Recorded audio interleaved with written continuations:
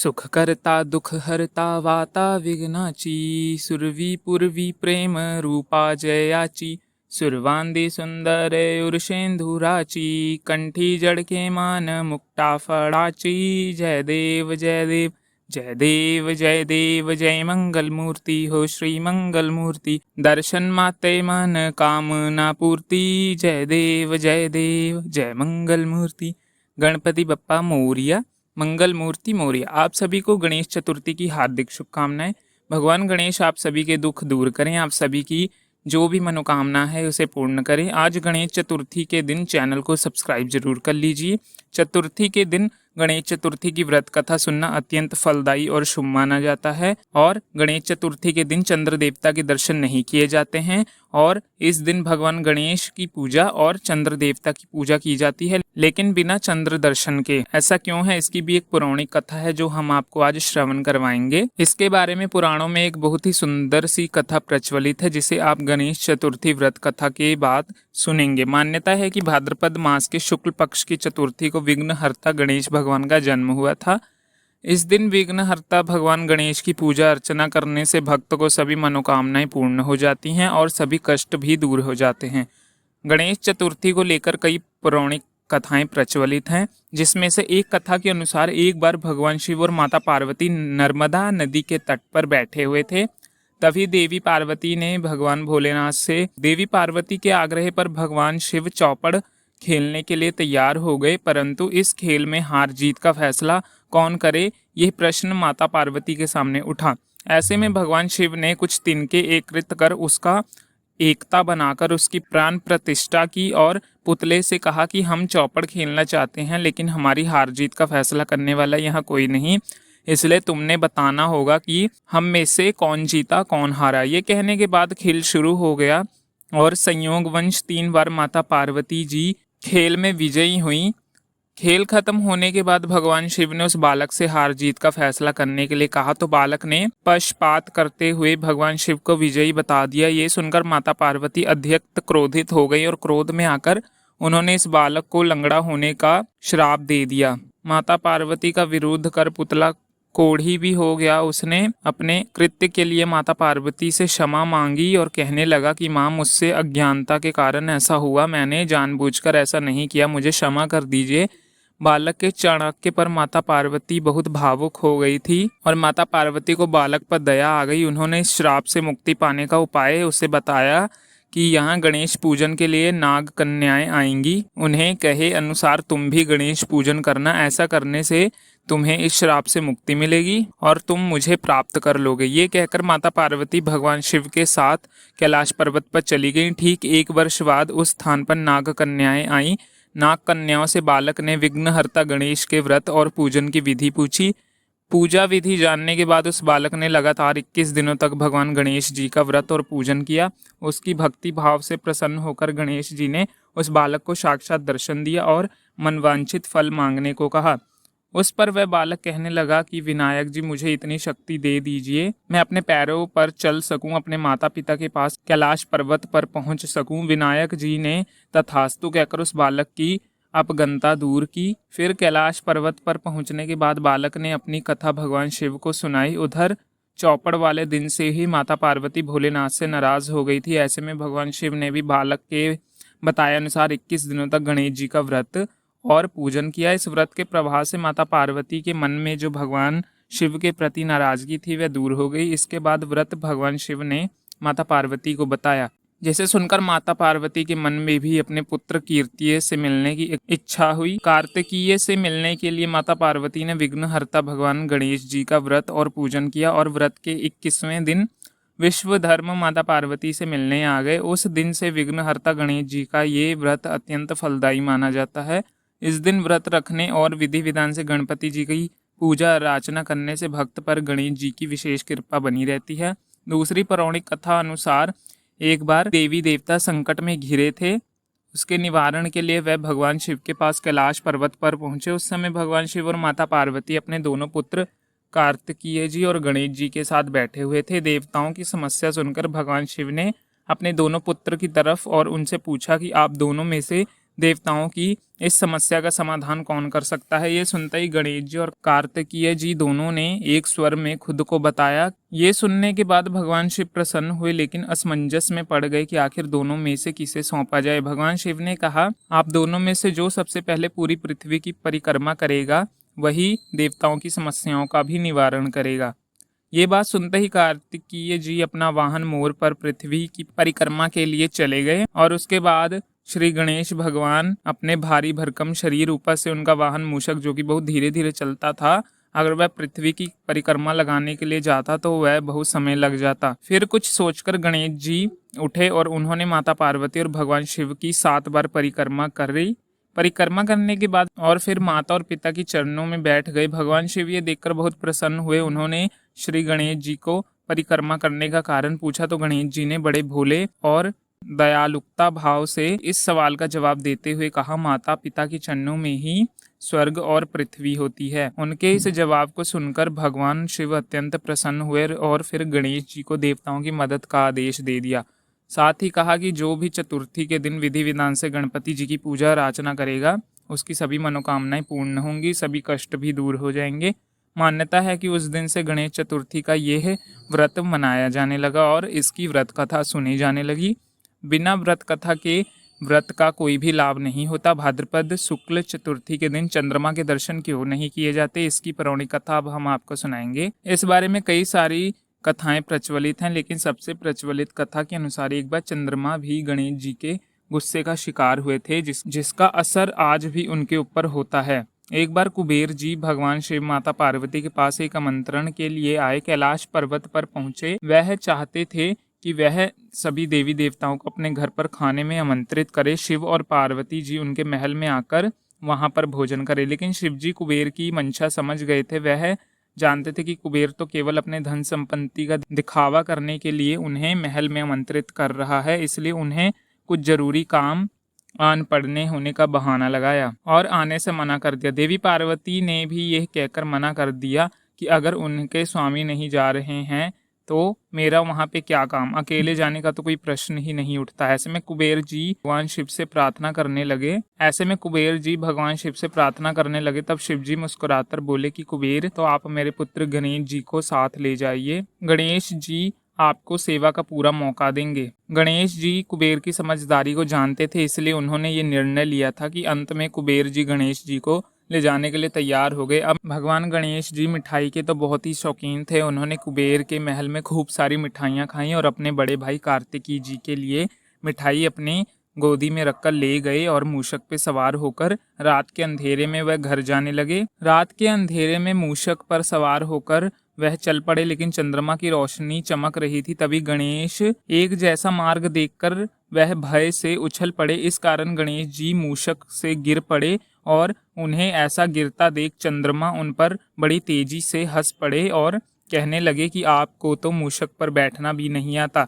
यह सुनकर भगवान गणेश अत्यंत क्रोधित हो गए और गणेश जी ने चंद्र देवता को श्राप दिया और कहा कि आज से मैं तुम्हें कलंकित करता हूँ। जो भी मनुष्य तुम्हें देखेगा वह इस दिन अपमानित और कलंकित होगा। ये सुनकर चंद्र देवता को अपनी गलती का एहसास हुआ और वह गणेश जी से क्षमा याचना मांगने लगे और गिड़गिड़ाने लगे कि प्रभु मुझे माफ कर दीजिए, मेरी मूर्खता ने मुझे हंसा दिया, कृपया आप अपना ये श्राप ले लीजिए। चंद्र देवता के बहुत कहने पर गणेश भगवान भावुक हो गए और उन्होंने अपना श्राप तो वापस ले लिया, परंतु उन्होंने कहा तुम सिर्फ भाद्रपद के शुक्ल पक्ष की गणेश चतुर्थी के दिन ही कलंकित होगे। जो इस दिन तुम्हें देखेगा वह मनुष्य अवश्य ही कलंकित और अपमानित होगा। इसलिए हर साल शुक्ल पक्ष के गणेश चतुर्थी के दिन चंद्र दर्शन नहीं किए जाते। जो इस दिन चंद्र दर्शन करता है वह अवश्य ही कलंकित होता है। श्रद्धा भाव से पूरा सुने, क्योंकि आधी अधूरी कथा सुनने से हमें गणेश जी के क्रोध का सामना करना पड़ता है।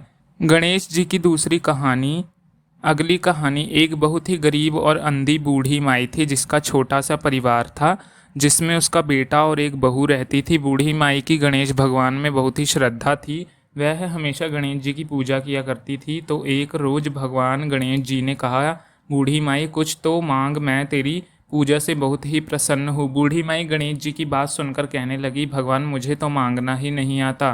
तुमसे क्या मांगूं? तो गणेश जी कहने लगे, कोई बात नहीं, आज तुम घर पर अपने बेटे बहू से पूछकर आ जाना, कल मैं फिर आऊँगा, तब मुझे बता देना कि तुम्हें क्या चाहिए।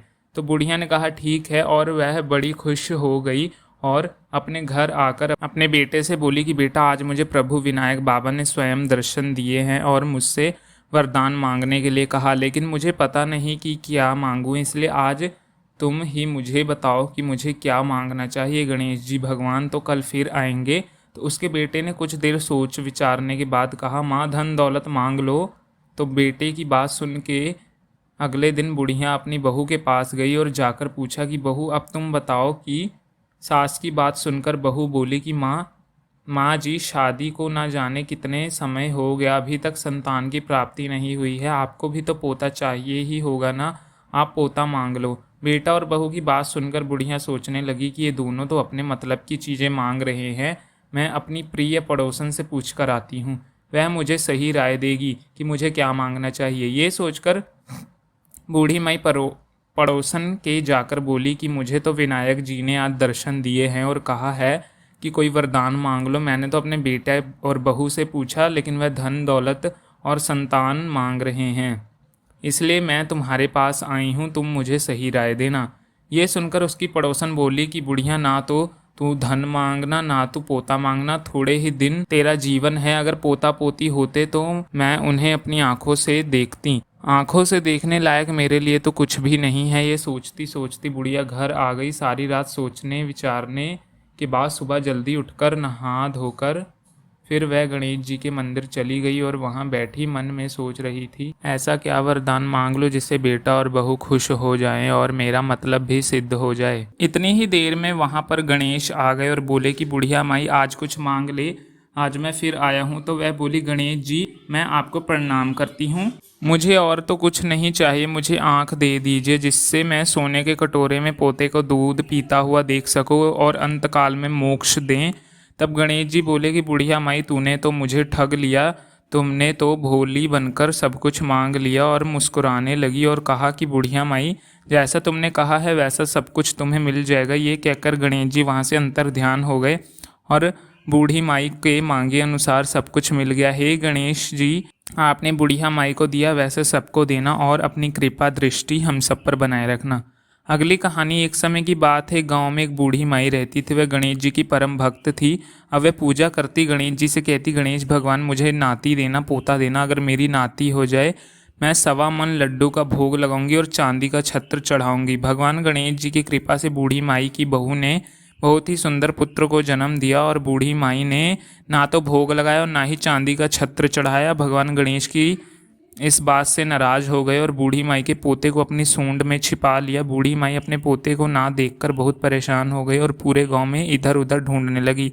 तो पूरे गांव में जैसे ही पता चला तो हल्ला मच गया कि बूढ़ी माई का पोता खो गया है, बूढ़ी माई का पोता खो गया है, न जाने कौन ले गया। पूरे दिन सारे गांव वाले और बूढ़ी माई ढूंढ ढूंढ कर परेशान हो गई। अंत में बुढ़िया बिल्कुल थक हार कर, बेबस, लाचार और आंखों में आंसू बह रहे थे, वह एक जगह बैठने लगी और बैठते समय बूढ़ी माई के मुंह से निकला कि गणेश भगवान, न जाने मुझसे क्या गलती हो गई। तो इतना कहते ही बूढ़ी माई को अपना बोला हुआ प्रसाद और छत्र याद आ गया। वह भागी भागी गणेश जी के मंदिर गई तो गणेश जी ने बुढ़िया को देखते ही उसके पोते को अपनी सूंड से बाहर निकाल दिया और अपने पोते को सुक्षल देख बुढ़िया बड़ी ही प्रसन्न हुई। इसके बाद बूढ़ी माई ने 2.5 मन लड्डू का भोग लगाया, चांदी का छत्र चढ़ाया। गणेश जी भगवान बहुत ही प्रसन्न हुए और बुढ़िया के घर में रिद्धि सिद्धि का वास हो गया। गणेश जी महाराज, जैसे आपने बुढ़िया माई को दिया वैसे सबको देना, और जो भी ये कहानी सुन रहा है उस पर अपनी कृपा दृष्टि बनाए रखना। प्रेम से बोलो गणेश जी भगवान की जय। अगली कहानी। एक बार एक नगरी में मालिन रहती थी, उसके पति की मौत हो गई थी। उस समय उसके 4 साल का एक पुत्र था। उस माली की सास बहुत ही कठोर हृदय वाली स्त्री थी। वह अपनी बहू को बहुत ही तकलीफ देती थी। एक दिन सास ने बहू और पोते को घर से निकाल दिया। दोनों रातों रात एक जंगल में जहाँ पहुँचे वहाँ जाकर एक बड़े से पेड़ के नीचे बैठ गए। वहाँ से थोड़ी ही दूरी पर गणेश जी का मंदिर था। वहाँ बहुत सारे लोग दर्शन करने के लिए जा रहे थे। दर्शन करने के बाद गणेश जी को प्रसाद भी चढ़ाते थे। वह प्रसाद सबको बांट देते। इस प्रकार से ही माँ बेटी वहाँ पर गुजारा करने लगे। धीरे धीरे वह दोनों गणेश जी की पूजा पाठ करने लगे। एक दिन उन्होंने सोचा कि क्यों ना हम जंगल में फूल लेकर यहाँ बेचने आया करें। लोग पूजा के लिए आते हैं, वह फूल तो खरीदेंगे जिससे हमारा गुजारा भी अच्छे से चल जाएगा। तो माँ बेटा ये सोचकर रोजाना जंगल में फूल लाते और उनकी माला बनाकर बेचने लगे। साथ में पूजा की सामग्री और प्रसाद भी बेचने लगे, जिससे उनकी अच्छी आमदनी होने लगी। गणेश जी की कृपा से आमदनी उनकी बढ़ने लगी। जल्द ही उन्होंने एक मकान बनवा लिया, एक छोटी सी दुकान भी ले ली। एक दिन राजा की बेटी जो मंदिर में रोजाना पूजा करने के लिए आती, वह माली के बेटे को देख लिया और उस पर मोहित हो गई। उससे विवाह करने की सोचने लगी।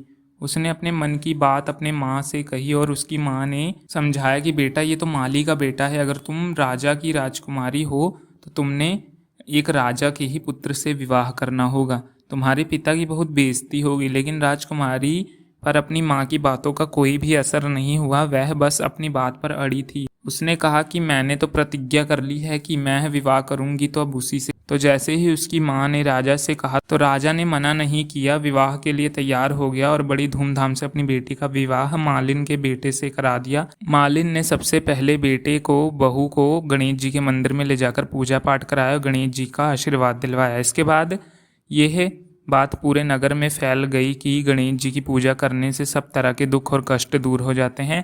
ये सुनते ही नगरी के सारे लोग उस मंदिर में आने लगे, जिससे मालिन और उसकी बेटी की बिक्री अधिक बढ़ गई। उधर उसकी सास के बुरे दिन आ गए। अन्नदाता उससे रूठ गए और वह भूखा मरने लगी। उसे 2 वक्त का भोजन तो दूर, एक अनाज का दाना भी नसीब नहीं हुआ था। इस दुखी हाल से परेशान होकर वह घर छोड़ निकल पड़ी। रोती रोती उसे गणेश मंदिर जा पहुंची। वहां अपने बहू और पोते को देखकर बोली कि बेटा, मैं बहुत ही दिनों से भूखी हूँ, मुझे रोटी कपड़ा दे दो, इसके बदले में तुम्हारा सारा काम कर दिया करूँगी। तो लड़का उस पर दया आ गई, उसने उन्हें काम पर रख लिया। लेकिन उसने अपनी दादी को पहचाना नहीं था। जब मालिन घर आई तो उसने सास को देखा तो देखते ही पहचान गई। अब अपनी से बोली कि सासू माँ आप यहाँ कैसे? तो सासू ने पोते की तरफ इशारा करते हुए कहा कि मेरे इस सेठ के यहाँ नौकरी लग गई है। तो बुढ़िया की बात सुनकर उसकी बहू बोली कि माँ जी, ये आपका पोता है, ये आपका ही घर है, ये दुकान भी आपकी है। जब आपने हमें घर से निकाल दिया था तब गणेश जी ने हमारी रक्षा की थी। बहू की बात सुनकर सास बोली कि बेटा, मेरी करनी मैंने भोग ली है। तो बहू बोली कि सासू जी आप हमारे यहाँ पर रहो, पोते का सुख देखो। बहू की इस तरह की बात सुनकर सास की आंखों में आंसू आ गया और सोचने लगी, मैं इनका कितना बुरा हाल करती थी, घर से निकाल दिया, फिर भी इन्होंने मेरे साथ कितना अच्छा किया। हे गणेश भगवान, जैसे ही इस बूढ़ी औरत के साथ भला किया है, ऐसे ही सबके साथ भला करना। तो ये थी आज की व्रत कथा। और यदि आपको यह कथा अच्छी लगी हो तो कमेंट सेक्शन में गणेश भगवान की जय जरूर लिखें और अपने परिजनों के साथ जरूर शेयर करें।